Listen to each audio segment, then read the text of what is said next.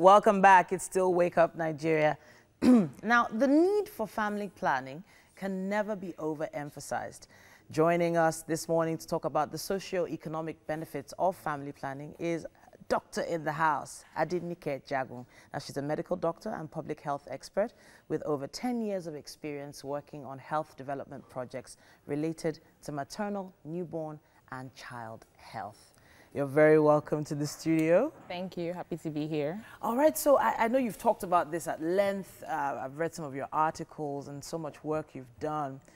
But in your opinion, do you believe that families who do practice family planning are better off than families that don't? Thank you for that question. So basically, family planning really is just a rational decision between individuals and couples about how many children they want to have and then how they want to space those children. So you can really use family planning for childbirth spacing or childbirth limiting.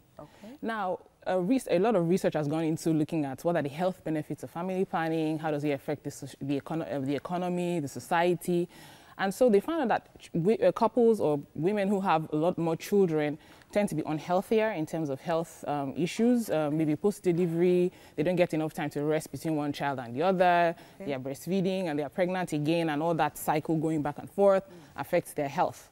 And then in terms of the resources available for the family to do other things apart from feeding the children, for instance, you know, they would have to prioritize between providing food or going to school, for instance, or providing food or accessing healthcare, for instance. So you find that the family is stretched in terms of resources. They cannot have any savings. They cannot invest. The woman cannot go back to work because she's, you know, constantly in the reproductive cycle, as it were. So all the research is there. The statistics are there that families who plan the number of children they want to have based on available resources, based on even the emotional and mental capability of the family, you know, do better than families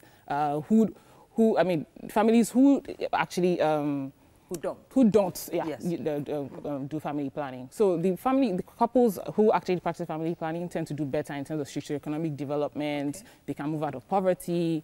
They have better health outcomes than families who don't practice family planning. All right. Now, so there are a lot of myths around it, you know, around reasons why some families in generations before have not done it. And there are a lot of families who just believe it's not for them, really. Have you ever had to deal with, you know, counseling or talking to families about this? Yeah, absolutely. I mean, we in Africa generally, we're a pronatal society. We like to have children. We want to have lots of babies, you know. And that's not a bad thing in itself, but then you also have to look at the impact it has on the health of the mother, on the family and societies and all of that. One unfortunate thing that chases people away from family planning really is the myths and misconceptions. So somebody hears about one person who had a negative side effect of family planning, and she goes around telling 100 other women who decide that, you know what, if it didn't work out for that person, it's not going to work out for me. But they forget that family planning is something that is a specialized service. You know, it is tailored to an individual woman.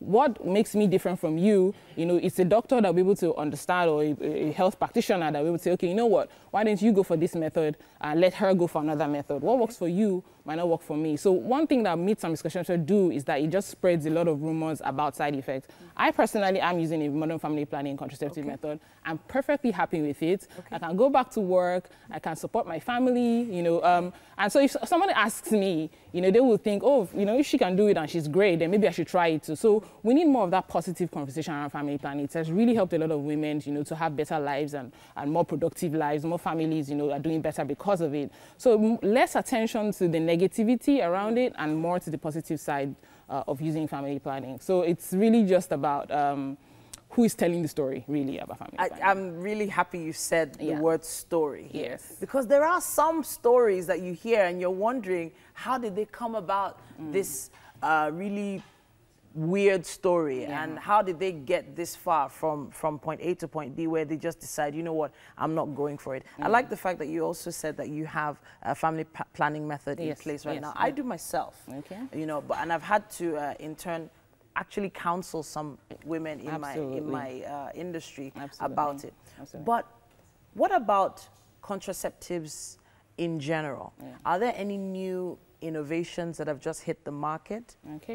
Well, what has happened really is that there have been advancements on the current methods. For example, the intrauterine device, IUDs, implants. So they are taking feedback from women about side effects, and they are coming up with new ways to, minimize side effects and increase the benefits. Hopefully, that would change the perception about family planning generally.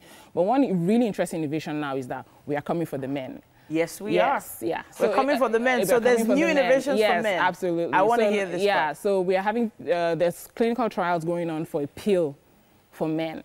Wow. So yeah. So men can be really supportive to the whole process too by saying, you know what, sweetie, don't worry, I've got this. I will take the pills on your behalf, if it's not working for you. So it's something that's undergoing clinical trial, and I'm, really hoping and being optimistic that that option is now available, because it kind of reduces the amount of pressure women have to make decisions about family planning if it's something that the man can also opt in to also take up that responsibility. All right then, I'm very happy to hear that. Now I have a huge smile on my face. Okay. And is there any way I can sign up for that clinical trial? I'm just joking. All right. But there were some images that I saw earlier, some statistics, some charts. Yeah. What were they about, those charts that you mentioned? Okay, so basically I just wanted to touch on the population pyramid, which is basically looking at the age structure of a population of a country. So traditionally, in the past, we've always had a broad base of the pyramid. That means we have a lot of children, and then it narrows down going towards the top. That means a lot of children die before they get to their adolescence. Wow. Even more people die by the time they're becoming adults, and then even more people die by the time they become old, which is like a natural progression of events. But the population pyramid that gives you the real economic benefits is more of a rectangular shape rather than a triangular shape. Really. So what that means is that most of the children who are born survive into adolescence, survive into adulthood, and then just start to die off when they become old, which makes a lot of sense. So what we are hoping for is that Nigeria transitions from that traditional triangular shape to a more rectangular shape of the population pyramid. Family planning planning absolutely helps with that, because you have less children at the bottom, and then you spend more resources trying to ensure that those that you have, you can take care of them up to adulthood. I have to say a big thank you to you, Dr. Nike Ejeagor here. Thank you. Thank you. Quite a lot has been clarified on today's show, and hopefully you can check out some more information about family planning online. Please give us your comments and contributions online as well with the hashtag WakeUpNigeria.